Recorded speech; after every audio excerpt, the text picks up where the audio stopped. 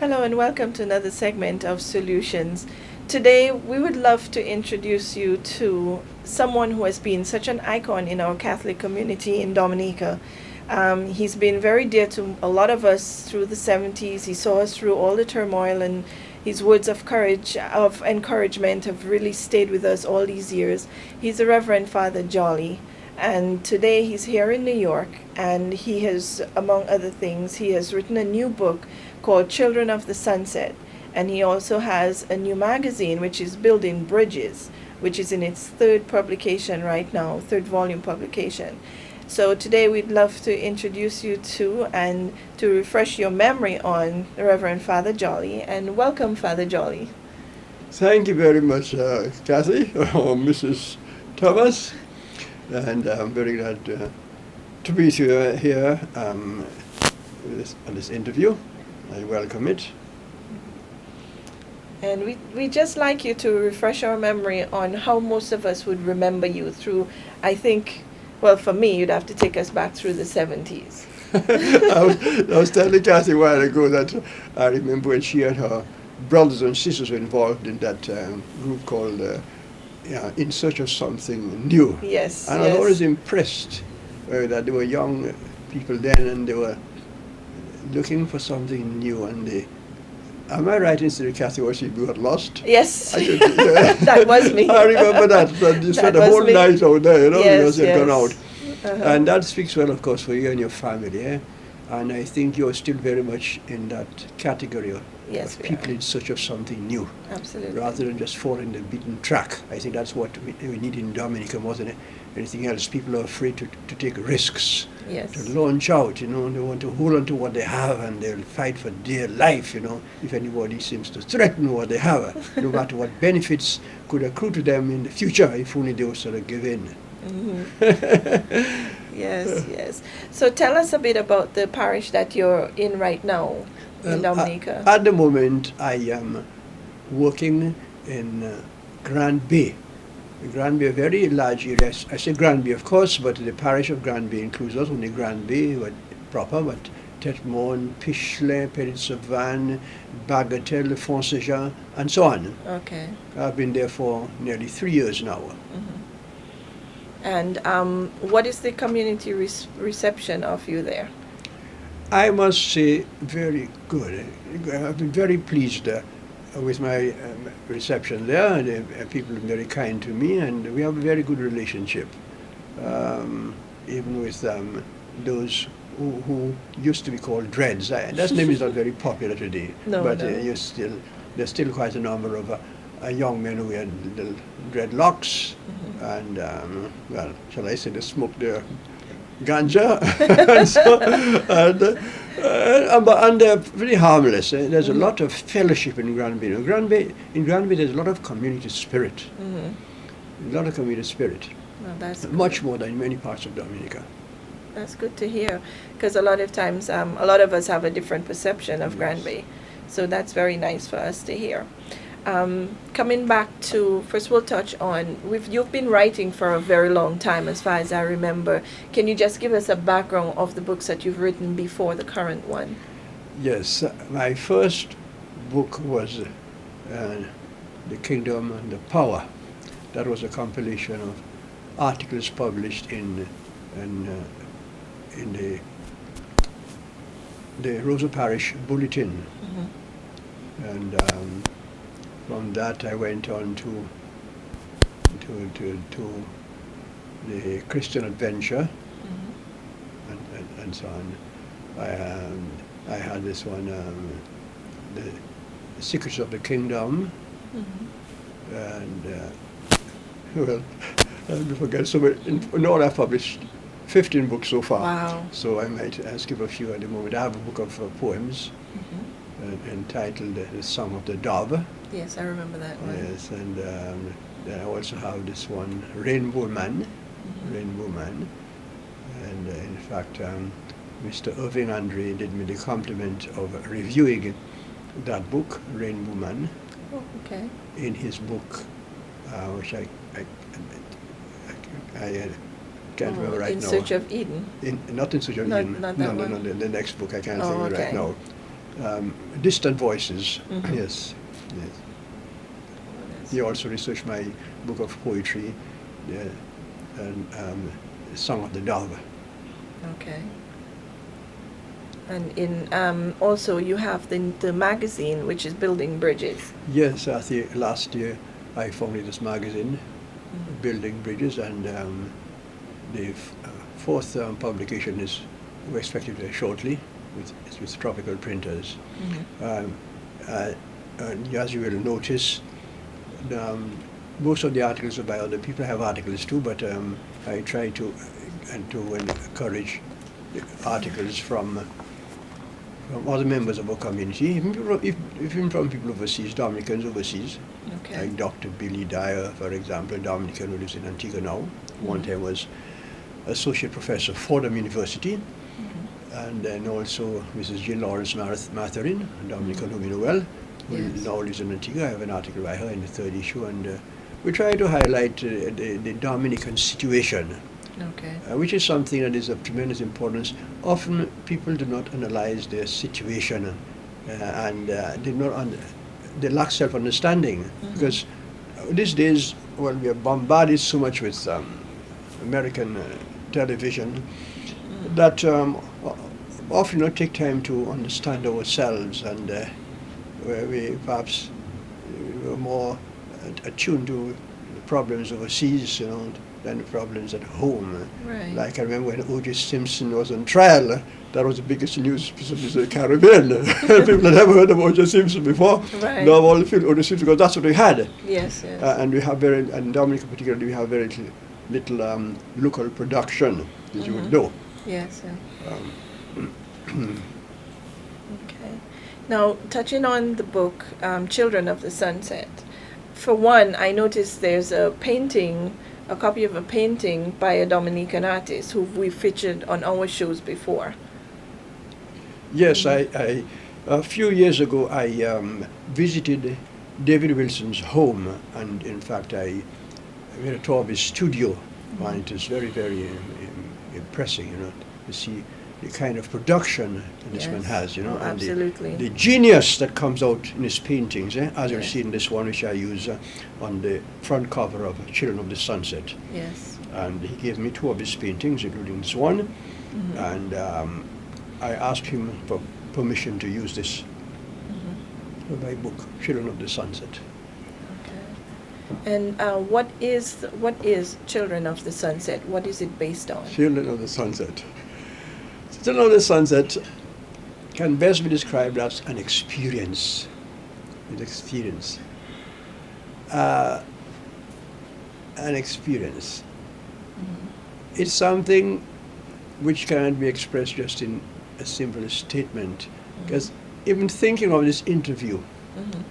so many ideas and facets of the book have crossed my mind, and they say, well, which one really, which one and dominates? It's so hard to say, because life is such, that you don't just talk about one or two aspects of a person's life and think that you have the person, Mhm. You have to deal with everything and go around the thing, and and then you see, yes, well, I have a clear picture of who that person is. Okay. And so that book, while I can tell you what it is about in a couple of sentences, a couple of statements, Mhm. but I think, in my opinion, it expresses a lot of ideas that have come to me throughout the years. I reflected on this book for about 3 years before I wrote anything at all. Wow. It just come to my mind, just thinking, Mhm. because it's not something which I found something, so I'm going to write, or something which I found in some book or some Right, magazine. That it has to. You see, this book is an experience of the Caribbean society, Okay. and much of this experience still prevails. And it seeks to promote self-understanding, and it's to the extent that we understand ourselves in the Caribbean, that we are going to change our mentality, and we're going to enter the scheme of development. Often we have thought that development in developing countries, like in the Caribbean, would be achieved if we just pour in a lot of foreign capital. Get money from the National Monetary Fund, get the United States, Canada, Britain, Europe, to give us a lot of funds, and then, we're going to have it. Well, the truth is that, as in Latin America and other developing countries, a lot of money has been poured into these countries with relatively little result. Meaning that the real foundation of development was not present at all. Right. And the foundation of the development lies in the minds and hearts of people. How do the people see themselves? To what extent does the experience of slavery and colonialism still exist among us? See, we are a people, looking for handouts. Yes. We go hat in hand. And I don't think we have really learned to make sacrifices. But of course you can make sacrifices only if we value ourselves and value our society. Only, for example, if you have a cohesive family life, you have interaction with people, a true community spirit, and so on. I mean, one statement has impressed me quite a lot, and to tell the truth, I wish I had used it in this book, at least among the quotations which I have at the beginning of the book was this. In 1938, there was a lot of social upheaval in the Caribbean. Dominica was pretty quiet, I must say. But anyhow, the British government sent out a commission known as the Moyne Commission to investigate, to see really what was the cause of the matter. And what is the cause of the trouble. And this commission, in its report, made a statement. People were freed, but a society has not been built. See? That was the to me the summary of that report. Okay. People were freed, but a society has not been built. And we are still very much in the process of creating a society. See? I mean, look at the ease with which, that's a reflection, but people run away from Dominica. For example, since the stabilization program has been introduced by the government in Dominica, a number of people have cleared out because they're going to be hard times, you're going to lose jobs, and so on. And of course, that is explainable, that is to be understood. But throughout the decades, that's how it has been, and people moving out and so on. Perhaps we have not learned to be a people of sacrifice, people of self-sacrifice, self-sacrifice, and perhaps these are some of the messages that this book seeks to bring out. Okay. The search for human dignity, in spite of all odds, never giving up, maintaining one's values. Which I think it's so important now because there is so much disenfranchisement among families, especially in Dominica and the other smaller islands. Half the family is away, for want of a better word, in search of a better life. But still, those that are left behind, it's like half the family, and there's no real structure there. There's no true guidance. You have a lot of generation gap in the raising of the children. You have like the older parents or the grandparents raising the young children, and there's not that structure, and there's not that influence from those of us who left to get the better education, to get the better experience. We've fallen short of coming back home and doing what we're supposed to do, which is help continue building our society. Yes, Kathy, you made reference to family life. Mm-hmm. Now, this book, of course, is centered very much on Ronald Etchinoff, a family man. He's married, has children, Mm-hmm. and it is a story of how a man can build up his family and how a family can be built up in face of a lot of adversity. Mm-hmm. And what is lacking very much in Dominica is a lack of family life. I must say, the people like the Toulons, your family, Mm-hmm. people like I just met Mrs. Joseph the other day, talking to her son there. You see, that's a man who has experienced family life, and that has meant so much. So we have some families, Yeah. and who really bring out most forcefully the importance of family life, right, in Dominica. Mm-hmm. On the other hand, we have a lot of people who have no experience whatsoever of family life. There's a lot of parental irresponsibility, particularly from the men. Mm-hmm. And this is the cause of a lot of disorder in society, a lot of frustration and poverty and even misery. Mm-hmm. And poverty is something which does not merely imply the lack of goods, the lack of proper nourishment, the lack of proper housing, and so on.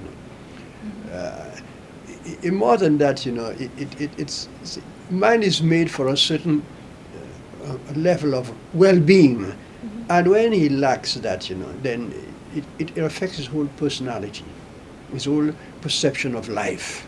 Mm-hmm. It means that he's less a man than he should be, and similarly for a woman, of course. Yes. And this is the problem, where people have a distorted image of reality. There are people, for example, who cannot see themselves working with the society in which they live, or with the government, Mm-hmm. because they think that everything is stacked against them. Mm-hmm. Well, that's.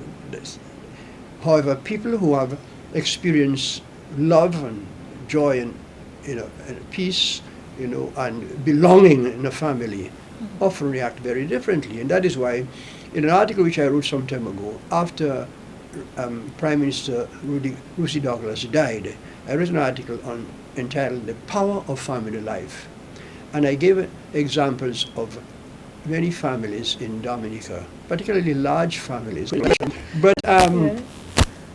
who have really built up Dominica, and these people are there to see it, large families. Mm-hmm. Not hardly, there are one or two cases of people who have done it single-handedly, but large families who have built up Dominica. And no wonder. Now, this book, Children of the Sunset, highlights the importance of family life. That when a man, for example, is studying medicine far from home, then somebody asks him, what is the most beautiful, or what was the most beautiful, most memorable day of your life? Mm-hmm. Then he goes back to his childhood, incident or occurrence. Mm-hmm. That's the greatest moment of my life. I think every human being should be able to say that. Yes. And if he cannot, well, absolutely. Then you've really missed out on yeah, something. missed something, yes. Mm-hmm. Yeah. Very good. Now, on talking about the family structure, I know recently we had a father-son retreat at the Yes, retreat house. yes. Can you tell us something about it and how it impacted the community? Well, I myself did not participate in it. Mm-hmm. It was organized by Father Franklin Coffey, Mm-hmm. who is the assistant director of the Whole Redeemer Retreat House, Mm-hmm. under Father Charles. Okay. And there were people like, there were talks by Father Coffey, Mr. Charles Maynard, a good family man, talks by my friend Ronald Isidore, Mm-hmm. and a few other persons.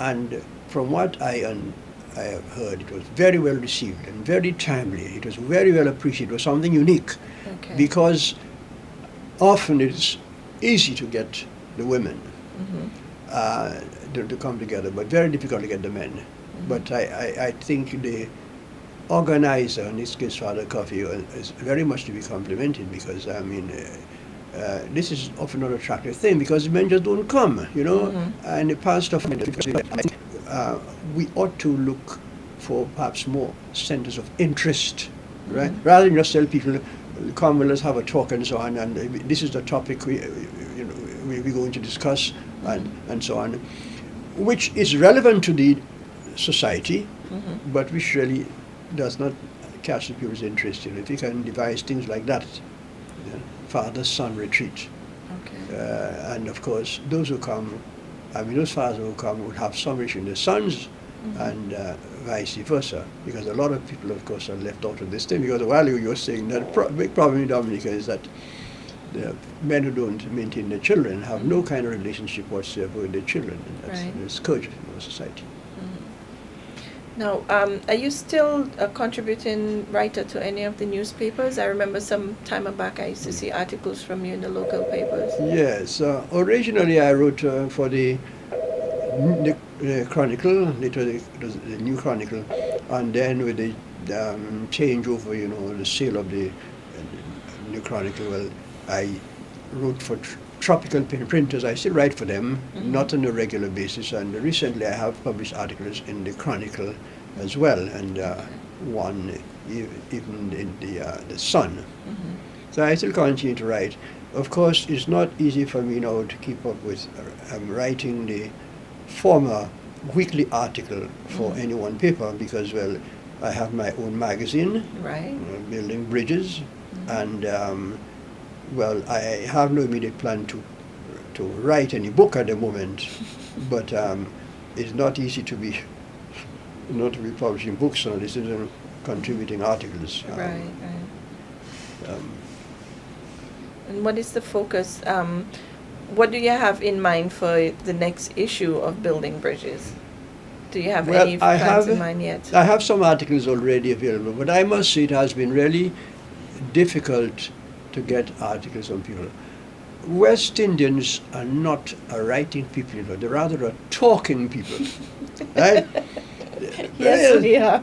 Yes, well, I guess I'm a little different, perhaps, different from many West Indians, because they tell me that I write better than I speak. Well, whatever that may be, and that's how it is. I do my best in whatever field I am occupied.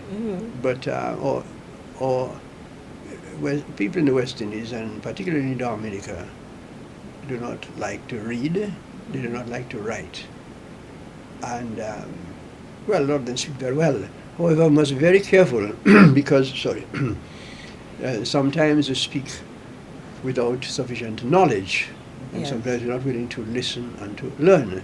And this can be a great disadvantage in a society that is in a state of development, where people need to change their ideas and change the ways of looking at things. Take, for example, the question of politics.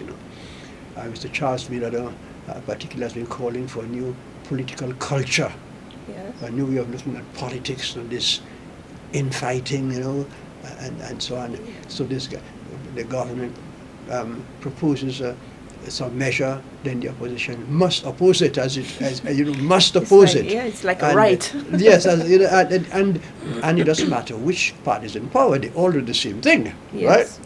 Yes. All do the same thing, and well, it's kind of a game, and then people are caught up in that, because it makes it very difficult for those of us on the outside and are looking for information.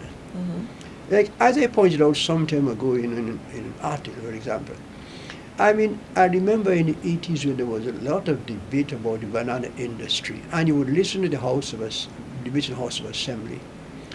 And the only time we really learnt the true problem was when there was a talker, a conversation, shall we say, on Mapping Television, in which Gordon Morrow and Arthur Martin were involved. I think Lennox Linton was the moderator. And there was really a clear, detailed picture of the problems that issued by the industry. There was no political confrontation. Politics out of the matter. And it was really delightful for a change to to be treated with the real problem, and then once you understand the problem, you can find what we do. Right. But when you have the question of somebody makes a statement, and the other, and the opposition, either inside of Parliament or outside, makes a counter statement, not to develop a vision of where to go with the banana industry, but just to cut down the other one. Then then the people are caught up. People, the farmers, they're caught, and you don't see where they get out of it. And I think we need more of that. We need a cadre of men and women in Dominica who it is difficult to say that she's not involved in politics, because we are all somehow involved in politics, either party politics or otherwise, but we have to be concerned. But at least persons who are unbiased, right, if that is possible, to deal with issues, and so that for the enlightenment of people. Exactly. Because there are people in the society who are willing to learn, and not all of us have the time to go through all the documents and make the necessary research to understand the problem. We have to rely on people who are informed. Yes, absolutely. Because a lot of times we find that with us up here, because we cover all issues relating to Dominica and the Caribbean and the community as a whole, we have to be non-political. We cannot be affiliated too much with one party or the other, otherwise our opinions will come across biased. And we try our best not to be biased in any topic that we cover. So I think, true to what you said, that's what Dominica needs. To look at the problem with bananas, we have to take out the politics of it. We really had to take out the politics of it. Right now it's a bit late to try and solve the original banana problem, but it's not too late to try and make a solution to the situation as it is. For the longest while they were debating, and it was so political, back and forth, they forgot to fix on the issue and to go to step 2. So now we're caught with, with nothing really to fall back on immediately. And hopefully with the group that you mentioned, they can come to some kind of understanding or work on some kind of issue, or not issue really, but some kind of resolution to go over that gap, to cross over the gap with the bananas. Because that's also accounting for a lot of what's going on right now in Dominica. Oh yes. The lack of money, there's no enterprise as such, because the agricultural part of it is not there. And what we need above all now is a sense of hope, a sense of hope. And we need leaders to give a sense of hope. And I must say, that is one thing that Ruthie Douglas gave to the people. Of course, he don't have the time to prove that his vision would really bear fruit. Of course, 8 months as Prime Minister. But he gave people a sense of hope. Yes, he did. And I think that is what we need, and perhaps we are lacking. It's not easy, of course, in such adverse